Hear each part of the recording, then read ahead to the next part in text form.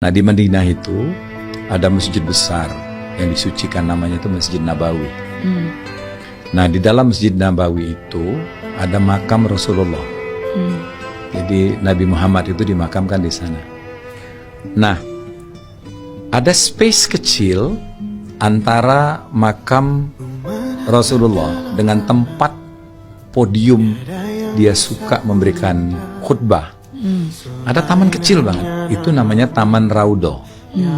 Taman Raudho itu artinya taman yang indah. Taman ini diperebutkan orang, bayangin deh, ratusan ribu kan ngantri untuk masuk ke tempat yang sejengkal itu. Kenapa? Karena itu tempat paling mustajab berdoa. Tempat yang paling mustajab berdoa itu udah di situ.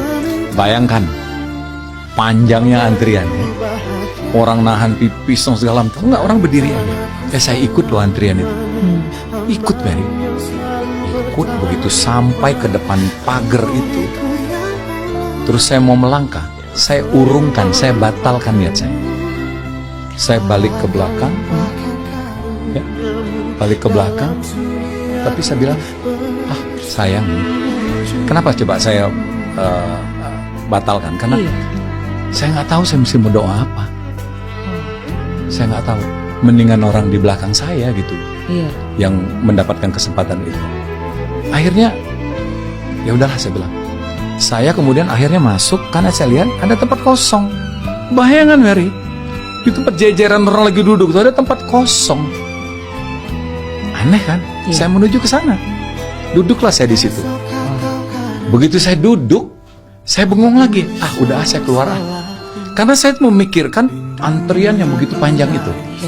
Lebih bagus I give up this space gitu to them kan, yang lebih perlu. Nah, begitu saya memutuskan, lagi bingung gak gitu, ada tangan di samping kanan saya, pegang saya. Ganteng, orang Arab, harum, berbahasa Palembang. Dia pegang tangan saya, bahasa Palembang itu. Nak kemana? Pak Tantowi. Mau kemana Pak Tantowi? Loh, orang Palembang. Iya, aku orang Palembang. Nak kemana? Udah duduk sini. Aku pengen keluar. Nah, aku nggak tahu mesti baca apa di sini. Aku nggak siap. Lebih bagus orang itu aja masuk sini. Tahu nggak, dari saku dia keluarkan buku. Saya ingat bukunya itu berwarna silver. Judul bukunya itu Doa-doa di Raudho. Doa-doa di Taman Raudho. You know what? Semua doa itu dalam bahasa Indonesia. Karena saya nggak bisa baca Arab.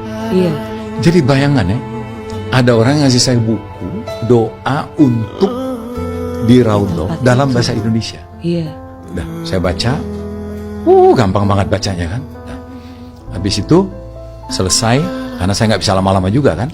Saya kasih ke dia, Pak, terima kasih buku ini. Udah, ambil aja. Ambil aja. Di Palembang di mana? Saya bilang. Nah, disebutkanlah. Itu ada di situ katanya. Ada di alamat di buku itu. Saya lihat, ya ada tuh alamat itu. Jadi dia di satu pesantren, di satu jalan. Udah, saya. Oke, makasih. Saya bilang, Assalamualaikum. Saya tinggal buku itu saya. Selama saya di Mekah di Madinah, buku itu ada. Dan saya ingat alamat itu. Begitu saya pulang ke Jakarta, buku itu tidak ada. Saya cari-cari, buku itu tidak ada. Dan saya tanya kakak saya di Palembang, Kak, tolong kamu cek, ada pesantren di jalan ini nomor sekian. Kenapa? Enggak, saya mau berterima kasih sama Ustadz itu, karena dialah menolong saya. Ya udah, jalanlah kakak saya. Nah, kakak saya cerita, nggak ada toh katanya. Itu toko.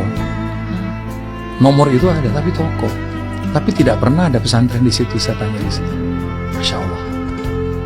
Siapa orang itu?